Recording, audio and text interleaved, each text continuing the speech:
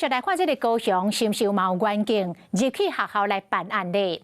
左营某一间国小有一个6年的小女童，伫学校这个物件鉛笔定定无去，小女童的妈妈真不满，报警。这个警方是陪同妈妈到学校的警卫室，甲学校来反映。当场这个双方决定要让警察入去校园，但是就要甲同学保持距离。啊，咧并找这个册牌的部分，嘛是同学家己来动手。警方讲一切拢合法，从头到尾拢无甲同学来接触。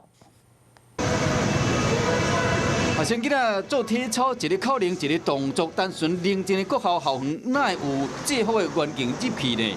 真罕见的情形，随着家长的群组传来传去，毋那是因为一个国小6年级的女同学文具无去，和外界国家以外是环境穿制服入去校园。是我第一次听到，就我个人，我觉得是有点太 over 了。如果说老师处理不好的话，你叫警察来，我觉得是很正常的一件事情。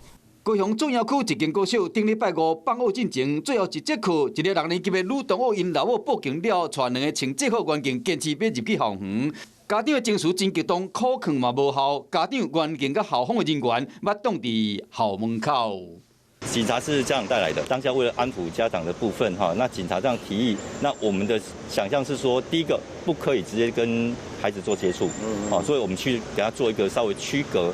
因为校方自主甲自治精神，警察无经过校方的同意，袂当入去学校，所以讲有警察人员进入校园执法相关机制，以影响上少、甲损害上小的方式，身心进行。家长与学务主任等人讨论后，带领警员至学校操场旁，由校方自行处理，警方全程并未介入。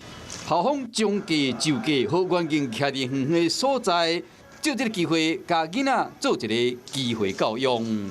Hello， 我是蒋欣梅。想要抢先掌握最及时的新闻资讯吗？赶快订阅、按赞、开启小铃铛，锁定华视新闻 YouTube 频道。